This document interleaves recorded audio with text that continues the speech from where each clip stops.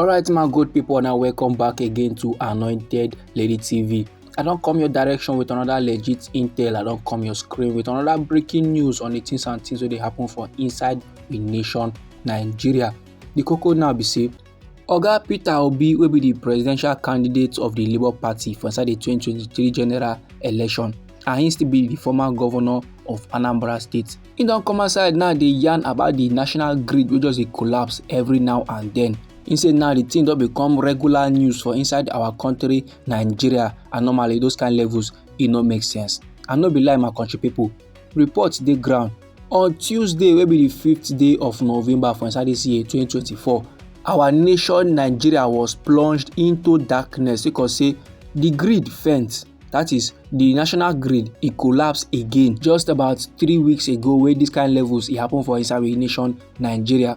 Now the transmission company of Nigeria wey be TCN, they come dey tell country people on Tuesday say the national grid e collapse around 1:52 p.m. sake of the series of lines and generator trippings. So reacting to the statement, Oga Peter Obi wey be the presidential candidate of the Labour Party for inside the 2023 general elections, he come drop statement on Wednesday about the matter. And for inside the statement, he come dey yarn say the collapsing of the national grid e don become regular news for inside the country. E don become normal thing, and e no make sense say the national grid go just dey faint anyhow. E come dey fall yakata. The former Anambra State governor come still dey talk say just few days ago for inside the 25th day of October for inside this year 2024, South Africa wey be say before na dem be the second largest economy for inside Africa, and dem be dey behind we nation Nigeria until recently with a quarter of our own population. That is to say, if our population na 100, South Africa own dem carry quarter of Nigeria their population. Now they don dey celebrate 7 months of uninterrupted power supply.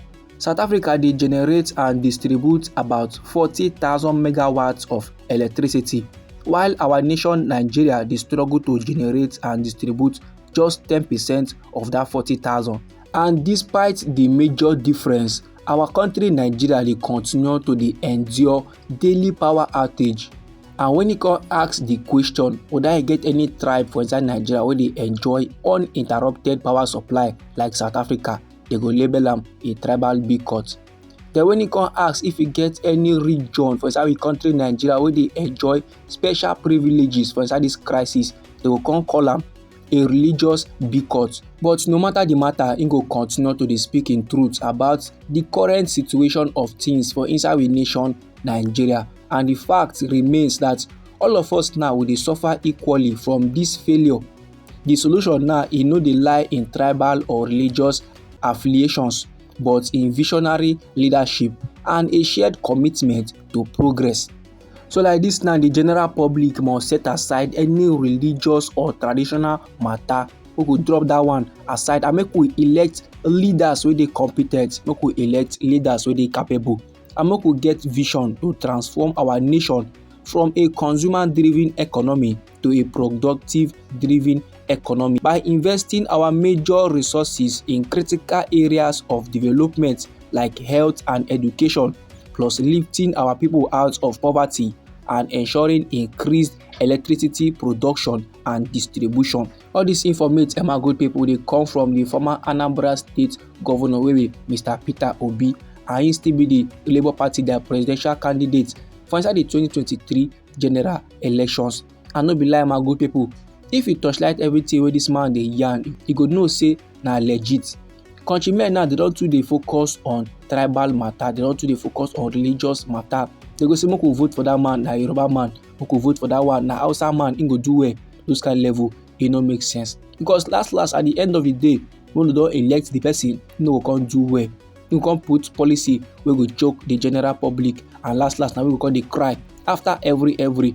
So now why we need to elect leader wey be say they know wetin dem come to do, a leader wey dey competent, a leader wey get democracy and rule of law for back of a mind. Whether the person na Igbo person or na Hausa person or na Yoruba person or any tribe he from, so far as say he head correct, we are good to go. Anyhow this informate be for body my good people, feel free make you drop am inside our comment section. I still get another legit intel, another breaking news wey I wan share give the general public. the koko be say the president of the Federal Republic of Nigeria wey be Asiwaju Bola Ahmed Tinubu, he don congratulate President Donald Trump on his re-election as the 47th president of the United States of America.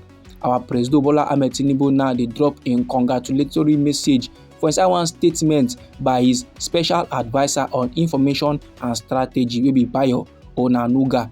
And for inside dis message, im come dey yarn saying they look forward to strengthening the ties between Nigeria and the United States, even in the middle of the complex challenges and opportunities of the contemporary world. Our president dey yarn say together they go fit foster economic cooperation plus promote peace and address global challenges wey dey affect our citizens. And the victory of Donald Trump dey reflect the trust and confidence wey the American people don place in his leadership. And according to Oga Bayo Onanuga, our President Bola Ahmed Tinubu dey believe 100% say based on the experience of the US President wey be Donald Trump as the 45th President of the United States from the year 2017 to the year 2021, and now he don return to the White House as the 47th President, say e go usher in, e go bring about earnest, beneficial and reciprocal economic and development partnerships between Africa and the United States.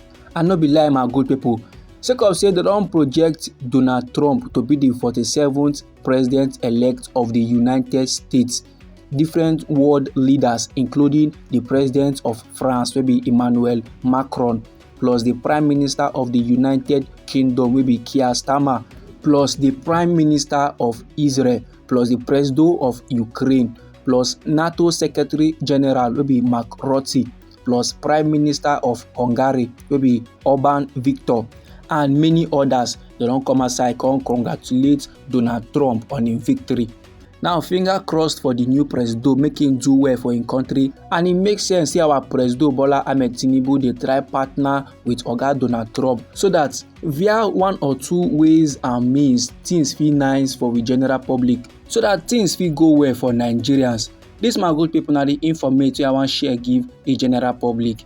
Anyhow the thing be you for body, feel free make you drop am inside our comment section. Now we be Anointed Lady TV.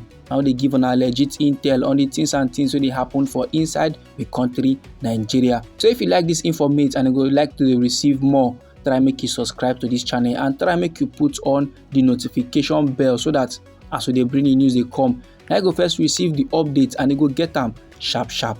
And try make you share the news to your family and friends so that them too they go know wetin dey happen for inside the country Nigeria. And they come your side with another legit intel for you, my good people. Abeg, no go anywhere.